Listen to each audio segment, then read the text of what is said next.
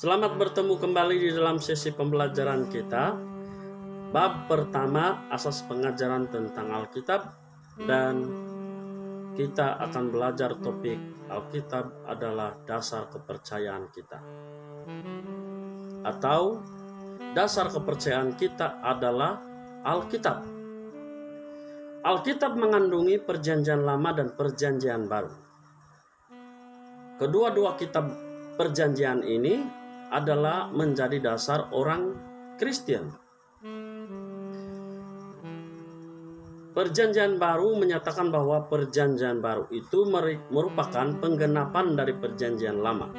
Maksudnya segala nubuatan yang ada di dalam Perjanjian Lama digenapi oleh Perjanjian Baru. Anda boleh melihat di dalam Ibrani pasal 1 ayat 2, Galatia 1 ayat 8 dan 9, Wahyu 22 ayat 18. Alkitab menjadi pedoman, rujukan untuk kita dapat menguji, mengetahui apakah sesuatu jemaat itu adalah jemaat yang benar ataupun murtad kepada Allah, ataupun di luar kebenaran, atau di luar jemaat yang menggunakan kebenaran Alkitab.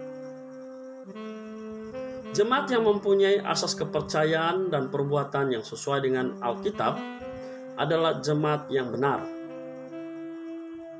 Tetapi jemaat yang asas kepercayaan dan perbuatannya tidak sesuai dengan Alkitab, jemaat itu adalah jemaat yang murtad. Sekali lagi saudara, jemaat yang mempunyai asas kepercayaan dan perbuatan yang sesuai dengan Alkitab adalah jemaat yang benar. Tetapi jemaat yang asas kepercayaan dan perbuatannya tidak sesuai dengan Alkitab, jemaat itu adalah jemaat yang murtad.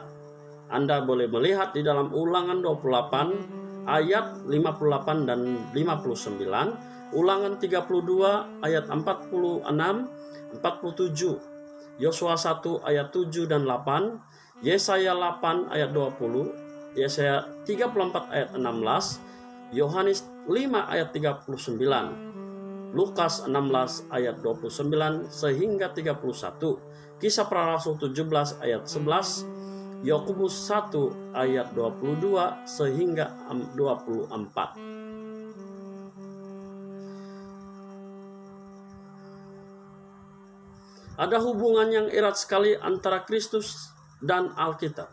Maksudnya Alkitab dan Kristus mempunyai hubungan. Keduanya perkataan Allah dan keduanya adalah perkataan Allah yang hidup. Perkataan yang hidup daripada Allah. Yesus Kristus ialah perkataan hidup yang tertulis. Siapa yang menolak Alkitab berarti ia menolak Kristus.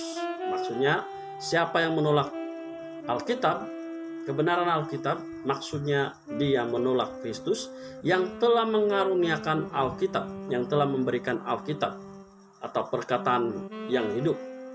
Dan orang itu akan dikenakan hukuman kelak. Orang itu akan dikenakan hukuman kelak, bukan sekarang, tetapi pada waktu Yesus Kristus datang sebagai hakim, kedatangan yang kedua kali. Yohanes 1 ayat 1 dan 14, Yohanes 12 ayat 47 dan 48, 1 Tesalonika 2 ayat 13, Ibrani 4 ayat 12, Roma 2 ayat 16. Menurut penulis Woods,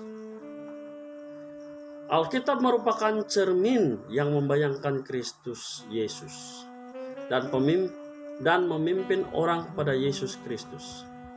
Nah, Alkitab adalah cermin yang membayangkan Yesus Kristus dan memimpin orang kepada Yesus Kristus. Setiap orang yang menyelidiki Alkitab pasti akan dipimpin oleh Roh Kudus. Jadi, selidikilah Alkitabmu supaya Anda dipimpin oleh Roh Kudus kepada kebenaran yang ada di dalam Yesus Kristus. Menurut Strong, seorang penulis Strong. Sekian saja pembelajaran Alkitab adalah dasar kepercayaan kita. Jumpa lagi Bye-bye. Kita jaga kita.